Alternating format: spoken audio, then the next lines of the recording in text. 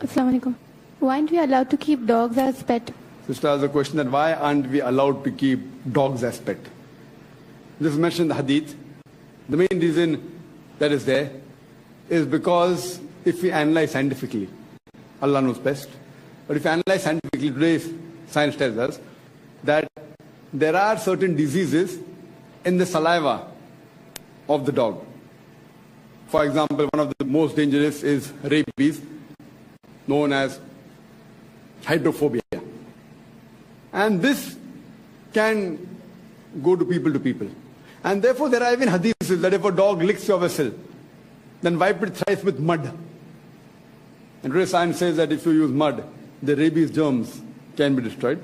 Normal by cleaning with a cloth, it may be there. So these are scientific evidence. Therefore, getting him in the house, it may lick, it may spread the infection. Therefore, you can keep the dog to guard your house outside. That's allowed in Islam, outside. You can use a hunting dog for having food if you're living in a forest. When you want to pat at the dog, pat only at the head, because that's the part where the tongue cannot reach. Other parts, the tongue reaches of the dog. So these are the guidance given to us in the hadith. Hope that answers the question. Any brother? Assalamu alaikum. My name is Sister Fatima. Somebody who wants to convert asked me a question. Okay. Why are dogs haram? Dogs are not haram. Dogs are not haram? No, they are not. We just cannot have them in the house because of sanitary problems. Because Allah subhanahu wa ta'ala said that they prevent angels from entering the house in the tongue of the Prophet sallallahu alaihi wasallam. Because also their saliva, if they contact your utensil in the house, you have to wash it 7 times. This is a lot of work. But dogs are okay. I mean, we use them for hunting. We use them for guarding. If a farmer, somebody who lives out in the farm, and he needs to have a dog outside the house to guard his animals, it is permissible. I mean, dogs are okay, but it doesn't mean that I have to hug the dog. We have a woman who went to paradise because she given a drink to a dog. I mean, we're not like anti-dogs, but we don't love the dogs, like we don't hug the dogs, we don't kiss the dogs, we don't bat the dogs. That's it. But dogs are okay.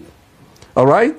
Oh, okay, because she was like, why do Muslims dislike No, we don't dislike them. That's no. what I told her, but I didn't give her a concrete answer. No, because I didn't know, but I told her that I was going to ask somebody. Sister Fatima, listen to this. Sister Fatima, we don't have to be emotionally engaged with the dogs in order to show that we like them, but we treat them well.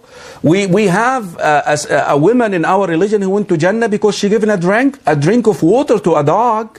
So we're okay with dogs. We treat them well, but we do not allow them into the house. We do not basically use them as bats, and that's it really. But we're okay with them. I mean, we're good with one another, okay?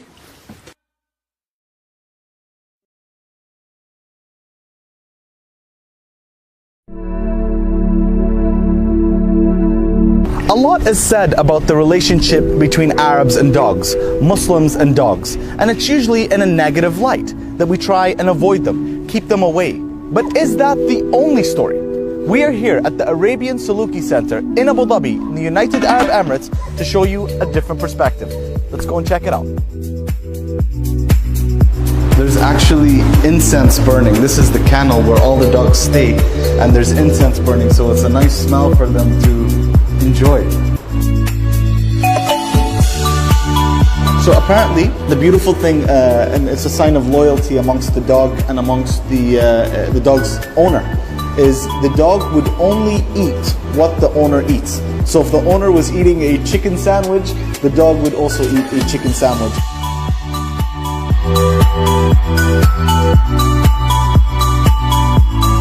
They're looking at the camera. Stay there, I want to film this, See, she got excited. You know why she got excited? The guy is bringing the food from over there. Let's see what's on the menu today. So this is what they have today. So first of all, I want you to take a look at the serving tray. The serving tray is very similar to the trays that we as Arabs that we eat from. And now they're having chicken and biscuits, and this is going to be their meal for the day.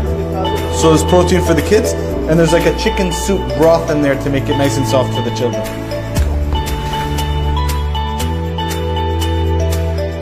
See the beautiful thing here, the mother's love, letting the children eat first.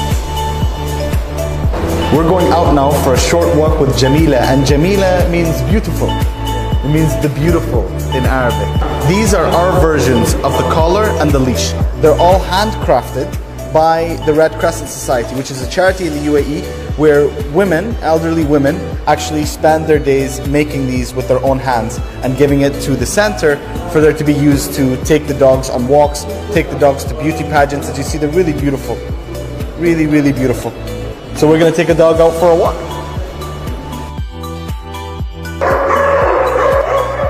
They got really excited. We're going to the Salugi's kitchen now. See, you've taken us to the kitchen. You want some? She's gonna go in for a little dip in the pool. Let's see her tray. It's drinking the water and swimming at the same time.